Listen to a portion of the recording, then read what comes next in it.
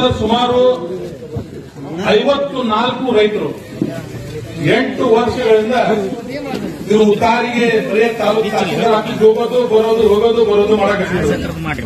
ಅದಕ್ಕಾಗಿ ಮೊನ್ನೆ ನಾವು ಬೊಮ್ಮನಳ್ಳಿ ಇರ್ತಾರೆ, ನಮ್ಮ ಮಕ್ಕಣ್ಣ ಕಾಳೆ ಎಲ್ಲರೂ ಕೂಡ್ಕೊಂಡು ತಹಸೀಲ್ದಾರ್ ಆಫೀಸ್ಗೆ ಮೀಟಿಂಗ್ ಮಾಡಿ ಅಧಿಕಾರಿಗಳಿಗೆ ಸೂಚನೆ ಕೊಟ್ಟು ಇವತ್ತು 54 ಉತ್ತಾರಗಳನ್ನು ರೆಡಿ ಮಾಡ್ಕೊಂಡು ಬಂದೇವಿ. ಬಹಳಷ್ಟು ಎಲ್ಲಿ ಹೋದ್ರು ಗಾಡಿ ತಿಳ್ಕೊಂಡು ಬರ್ತಿದ್ರು. 8 ವರ್ಷ ಆಗಿ ಆಗಾಕತ್ತಿದ್ರು. ಅದಕ್ಕೆ ದಯವಿಟ್ಟು 54 ರೈತರಿಗೆ ನಾನು ಉತ್ತಾರ ಕೊಡ್ತಾ ಇದ್ದೀನಿ. ನೀವು ಯಾರು ಟೆನ್ಷನ್ ತಗೋಬೇಡ್ರಿ. ಯಾವುದೇ ಕೆಲಸ ಇರಲಿ ಪ್ರಾಮಾಣಿಕವಾಗಿ ನಿಮ್ಮ ಸಹೋದರನಾಗಿ ನೀವು ಕೆಲಸ ಮಾಡ್ತೀರಿ ಅಂತ ಮಾತನ್ನ ಈ ಸಂದರ್ಭದಲ್ಲಿ ಹೇಳಿ ತಹಸೀಲ್ದಾರ್ ಅವರಿಗೆ ಮತ್ತು ತಾಲೂಕು ಆಡಳಿತಕ್ಕೂ ನಿಮ್ಮ ಎಲ್ಲರೂ ಸೇರಿ ಒಬ್ಬರು ಯಾರು ಕಳಿಸಿ ನಾನು ನಮ್ಮ ಮುಖಂಡರಿಗೂ ಮನವಿ ಮಾಡ್ತೀನಿ. ಬಡವರ ಕೆಲಸದಲ್ಲಿ ಪಕ್ಷ ನೋಡಬೇಡಿ, ಸಮಾಜ ನೋಡಬೇಡಿ. ಇವತ್ತು ನಮ್ಮ ತಾಲೂಕಿನಾಗ ನಾವು 20,000 ಪಟ್ಟಗಳ ಮಾಡ್ತಾ ಇದೀವಿ.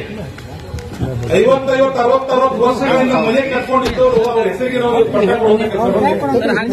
ಬಡವರ ಕೆಲಸ ದೇವರ ಕೆಲಸ ಇದೆ. ಏನು ಜೋರಾಗಿ ಬಡವರ ಕೆಲಸ, ಜೋರಾಗಿ ಬಡವರ ಕೆಲಸ.